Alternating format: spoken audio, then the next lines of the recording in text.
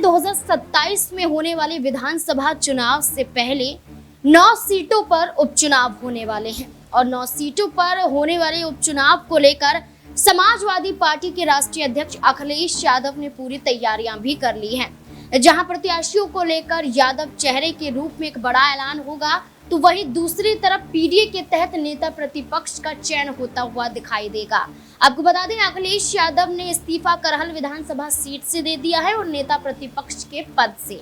अब उत्तर प्रदेश में ये जिम्मेदारी कौन सपा की तरफ से निभाता हुआ नजर आएगा, इसको लेकर कई संकेत मिलते हुए नजर आ रहे हैं। जहां महासचिव पद पर तैनात शिवपाल यादव को लेकर चर्चाएं हैं कि वो नेता प्रतिपक्ष की भूमिका को निभा सकते हैं, तो वहीं दूसरी तरफ इंद्रजीत सरोज का नाम भी देखा जा रहा है। राम अचल राजभर का नाम भी सामने आ रहा है, लेकिन 2 और नामों की चर्चा होती हुई नजर आ रही है जो पीडीए के तहत सटीक माने जा रहे हैं। एक है अपना दल कमेरावादी प्रमुख पल्लवी पटेल और दूसरा नाम है राष्ट्रीय शोषित समाज पार्टी के अध्यक्ष स्वामी प्रसाद मौर्य। स्वामी प्रसाद मौर्य और पल्लवी पटेल एक ऐसे चेहरे हैं जो लोकसभा चुनाव के बीच में समाजवादी पार्टी का साथ छोड़ते हुए नजर आए थे, लेकिन अब वापसी करने के लिए मजबूर यही चेहरे होते हुए नजर आ रहे हैं। भारतीय जनता पार्टी जिस तरीके से इस बार के लोकसभा चुनाव में उत्तर प्रदेश में पिछड़ती हुई नजर आई, इसके बाद समाजवादी पार्टी ने किंग मेकर की भूमिका निभाई, तो वहीं समाजवादी पार्टी से कई ऐसे विधायक मौजूद नजर आए थे जो राज्यसभा के चुनाव के दौरान क्रॉस वोटिंग करते हुए भारतीय जनता पार्टी को समर्थन देते हुए भी नजर आए थे। ऐसे में वही विधायक माफी मांगने पर मजबूर हो रहे हैं, वापसी करने के लिए तैयार हैं। अब्बास हैदर समाजवादी पार्टी के प्रवक्ता ये ऐलान करते हैं कि उन पर कार्यवाही हो सकती है, लेकिन अभी तक कोई एक्शन होता हुआ नजर नहीं आया है। और इसी बीच पल्लवी पटेल भी समाजवादी पार्टी के सिंबल से विधायिका है। अब ऐसे में ये चर्चाएं तेज हो रही है कि नेता प्रतिपक्ष के लिए अब 2 और नाम और जुड़ जाते हैं। ऐसे में पल्लवी पटेल और स्वामी प्रसाद मौर्य, क्या सपा में दोबारा वापसी होती हुई नजर आएगी? क्या वाकई ऐसा अगर होता है तो अखिलेश यादव बड़ी जिम्मेदारियों से नवाजते हुए पल्लवी पटेल और स्वामी प्रसाद मौर्य को लेकर देखे जा सकते हैं? तमाम इन चेहरों को लेकर सवाल उत्पन्न होते हैं। मेरी सहयोगी शालिनी मेरे साथ मौजूद है। शालिनी, आपका बहुत बहुत स्वागत है। शालिनी, जिस तरीके से मैंने कहा कि कई सवाल हैं, कई चेहरे जुड़ रहे हैं। जशवंत नगर से शिवपाल यादव विधानसभा का चुनाव लड़कर जीत जाते हैं, 6 बार के विधायक हैं। इसके साथ इंद्रजीत सरोज की बात करें तो वो खुद यहाँ पर 5 बार के विधायक, दलित चेहरा हैं। राम अचल की बात करें, खुद दलित चेहरा हैं, वो भी 6 बार के विधायक हैं।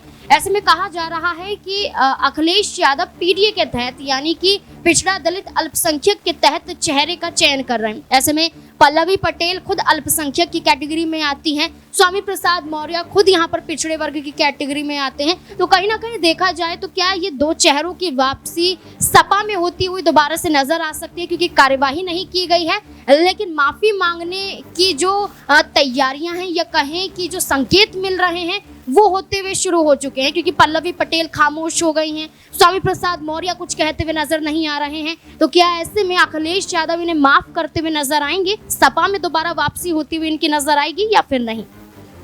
देखिए नाज़मीन, यहाँ पल्लवी पटेल की अगर बात की जाए तो पल्लवी पटेल अभी तक चुप्पी ही साधी हुई है। जब से लोकसभा चुनाव के नतीजे सामने आए हैं, उनका कोई भी बयान सामने नहीं आया है। ऐसा लग रहा है कि जो लोकसभा में उनकी हार हुई है, जो लोकसभा चुनाव में उनकी हार हुई है, उस हार से वो काफ़ी ज़्यादा चिंतित हैं, परेशान हैं, जिसके कारण ये देखा जा रहा है कि चुनाव के बाद से वो ना ही कोई प्रतिक्रिया जाहिर करती दिखाई दी है, ना ही कोई बयान देती दिखाई दी है। तो ऐसे में ये कहा जा सकता है कि अब पल्लवी पटेल सोच विचार कर रही है और हो सकता है कि किसी प्रकार की कोई रणनीति भी तैयार कर रही हो, और ये भी कहा जा सकता है कि अपनी माता कृष्णा पटेल के साथ मिलकर ये सोच रही हो कि उन्हें अखिलेश यादव के साथ समाजवादी पार्टी के साथ एक बार फिर से जुड़ जाना चाहिए, क्योंकि उनसे अलग होने के बाद उन्हें काफ़ी नुकसान हुआ है। यहाँ पर उन्होंने असदुद्दीन ओवैसी के साथ पीडीएम का निर्माण किया था। उन्होंने सोचा था कि वो जो असदुद्दीन के साथ जो गठबंधन बनाया गया है, उन्होंने जो बनाया है, वो कहीं ना कहीं टक्कर देगा समाजवादी पार्टी के पीडीए गठबंधन को। लेकिन क्या हुआ, नतीजा ये रहा कि यहाँ तो एक तो उन्हें चुनाव चिन्ह नहीं मिला, सुप्रीम कोर्ट से याचिका उनकी इलाहाबाद हाई कोर्ट से उनकी याचिका खारिज हो गई। उसके बाद देखा गया कि असदुद्दीन ओवैसी ने अपना चुनाव चिन्ह देने से मना कर दिया। तो लगातार उन्हें झटके ही लगे, लगातार जो उन्होंने निर्णय लिए वो निर्णय उनके गलत होते साबित दिखाई दिए। अब ऐसे में पल्लवी पटेल को कोई बड़ा निर्णय लेना होगा, क्योंकि यहाँ पर जनता के भी तमाम बयान सामने आ रहे हैं, कह रहे हैं कि पल्लवी पटेल को अखिलेश यादव के साथ जुड़ जाना चाहिए, उन्हें माफ़ी मांग लेनी चाहिए। और ऐसे में नेता प्रतिपक्ष की अगर बात हो रही है तो यहाँ पर पल्लवी पटेल को वो पूरा महत्व समाजवादी पार्टी ने दिया था, और ऐसे में अगर वो माफ़ी मांगकर अखिलेश यादव के साथ जुड़ जाती हैं तो यहाँ अखिलेश यादव उन्हें ये बड़ी जिम्मेदारी सौंपते हुए बिल्कुल दिखाई दे सकते हैं। हम सिर्फ पल्लवी पटेल की बात कर रहे हैं तो पल्लवी पटेल के पास कई मौके आए थे कि वो सपा में दोबारा वापसी लोकसभा के चुनाव के दौरान ही कर सकती थी। यहाँ पर कई मौके आए, जैसे मायावती के साथ गठबंधन करने जा रही थी, मायावती ने साफ इनकार कर दिया था कि गठबंधन नहीं करेंगे।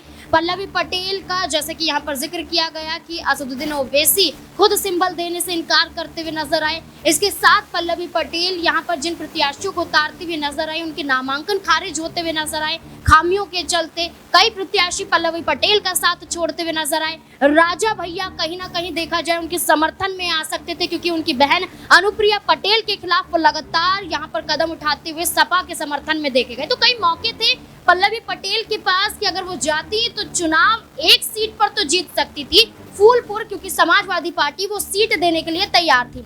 लेकिन पल्लवी पटेल ने गलती की। लेकिन अब मौका फिर से विधानसभा चुनाव से पहले उपचुनावों को लेकर मिलता हुआ नजर आ रहा है। यही मौका स्वामी प्रसाद मौर्य को लेकर भी देखा जा रहा है। अब ऐसे में नेता प्रतिपक्ष का चयन करना है, स्वामी प्रसाद मौर्य का नाम देखा जा रहा है। ऐसे में शालिनी क्या लगता है, स्वामी प्रसाद मौर्य जो ये कह रहे थे कि सपा उनके साथ नहीं है, लेकिन यहाँ पर ये नहीं भूलना चाहिए कि अखिलेश यादव ने मीडिया के सामने ये भी कहा था कि क्या कोई हमारी पार्टी को छोड़कर गया है। मुझे नहीं लगता कि कोई पार्टी को छोड़कर गया है, यानी कि वो चाहते हैं कि स्वामी प्रसाद मौर्य फिर से जुड़ते हुए नजर आए। ये बयान लोकसभा चुनाव के बीच में है, लेकिन क्या वो बयान अब यहाँ पर सटीक बैठते हुए नजर आएंगे?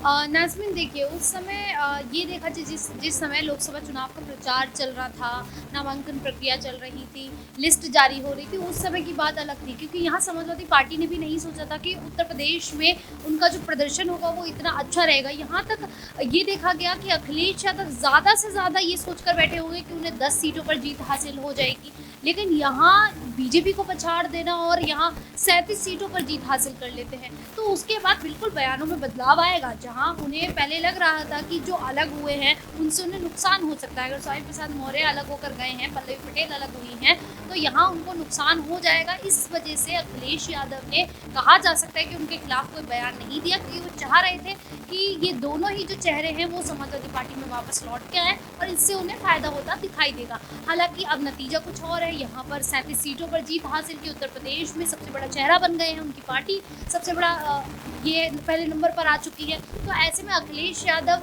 अब जो उन्होंने कार्यवाही की बात की है, ये बात वो पहले भी कर सकते थे, उन्होंने पहले नहीं छेड़ी क्योंकि उन्हें डर था। अब उन्हें कोई डर नहीं, उन्हें पता है कि जनता उन्हें पसंद कर रही है, समाजवादी पार्टी को जिताया है उन्होंने उत्तर प्रदेश में, तो ऐसे में उन्होंने कार्रवाई की मांग कर दी है। और यहाँ पर अब जो है पल्लवी पटेल भी कोई बड़ा निर्णय लेती दिखाई देंगी, क्योंकि यहाँ अब पल्लवी पटेल को पता है कि यहाँ अब जो सिराथू की जो सीट है वो उनके हाथ से जा सकती है। और स्वामी प्रसाद मौर्य की भी अगर बात करें तो स्वामी प्रसाद मौर्य बड़े बड़े दावे कर रहे थे और कुशीनगर से मायावती के साथ जुड़कर मैदान में उतरना चाह रहे थे। मायावती ने तवज्जो ही नहीं दी, फिर वो अपने ही दम पर मैदान में उतर गए, बेटे भी उनके वहीं कुशीनगर से मैदान में उतर गए। तो ये देखा गया कि यहाँ पर उन्हें हालांकि हार का ही सामना करना पड़ा, जीत उनकी नहीं हुई, लेकिन जिस प्रकार से समाजवादी पार्टी ने जीत हासिल की है और जो पहले नंबर पर समाजवादी पार्टी आई है उत्तर प्रदेश में, अब सभी जो छोटे छोटे दल है वो समाजवादी पार्टी से जुड़ना चाहेंगे और विधानसभा चुनाव में उनके साथ जुड़कर ही मैदान में उतरना चाहेंगे। देखिए, एक आखिरी सवाल रहेगा कि उपचुनाव है, उपचुनाव में नेता प्रतिपक्ष और इन सीटों पर चुनाव है, जैसे कि 9 सीटों की चर्चा की गई थी, लेकिन करहल विधानसभा सीट ज्यादा सुर्खियों में अखिलेश यादव को लेकर देखे जा रही है। तो 2 चेहरे हैं, अगर सपा में वापसी होती है तो कौन सा चेहरा कौन सी जिम्मेदारी को निभाता हुआ नजर आ सकता है, अगर वाकई ये ऑफर दिया जाता है तो? नाज़मीन यहाँ पर जो अभी नेता प्रतिपक्ष की अगर बात की जाए यहाँ पर, तो यहाँ जो नाम सामने आ रहा है वो शिवपाल यादव का ही सामने आ रहा है, क्योंकि वो काफ़ी समय से सत्ता की, ये कह सकते हैं कि समाजवादी पार्टी की जिम्मेदारी अखिलेश यादव तो संभालते ही हैं, यहाँ शिवपाल यादव भी समाजवादी पार्टी की काफ़ी जिम्मेदारियां संभालते हुए दिखाई देते हैं। तो ऐसे में नेता प्रतिपक्ष जो है वो शिवपाल यादव को बनाया जाएगा, क्योंकि यहाँ पर और कोई ऐसे बड़े चेहरे नहीं है। और करहल सीट की अगर बात की जाए तो करहल सीट पर तेज प्रताप यादव को मैदान में उतारने की बात हो रही है, लेकिन नेता प्रतिपक्ष का अगर नाम सामने आएगा तो यहाँ पर नेता प्रतिपक्ष के लिए शिवपाल यादव को ही चुना जाएगा, क्योंकि वो 6 बार के विधायक हैं। ऐसे में अखिलेश यादव उन पर विश्वास करते हैं और नेता प्रतिपक्ष की जिम्मेदारी उसी व्यक्ति को दी जाती है जिस पर पार्टी की जो मुखिया हैं वो विश्वास जता सके। बिल्कुल, यहाँ पर अब यही देखना होगा कि जिस तरीके से देखा जाए कि नेता प्रतिपक्ष का चयन होना, जिसमें शिवपाल यादव का नाम सबसे ऊपर देखा जा रहा है, और कहीं ना कहीं ये भी कहा जा रहा है कि शिवपाल यादव ही नेता प्रतिपक्ष होंगे, क्योंकि इससे पहले भी शिवपाल यादव नेता प्रतिपक्ष की भूमिका को बखूबी यहाँ पर निभा चुके हैं, समाजवादी पार्टी का रिश्ता मजबूत कर चुके हैं। अब ऐसे में देखना होगा कि नेता प्रतिपक्ष के लिए चयन जारी है, अखिलेश यादव किस पर मोहर लगाते हुए नजर आते हैं, और इसी बीच में अगर वापसी यहाँ पर नाराजगी चेहरों की होती हुई नजर आती है तो क्या वापसी के साथ बड़ी जिम्मेदारियां सौंपी जा सकती हैं, जैसे कि खुद शिवपाल यादव कहते हैं कि अगर वापसी होती है तो जिम्मेदारियां जरूर दी जाएंगी, माफ जरूर किया जाएगा। तो क्या माफी मिलेगी पल्लवी पटेल और स्वामी प्रसाद मौर्य को या फिर नहीं, इस मुद्दे को लेकर आपकी क्या राय कमेंट सेक्शन में जरूर बताएं। देखते रहे SP9 न्यूज़। धन्यवाद।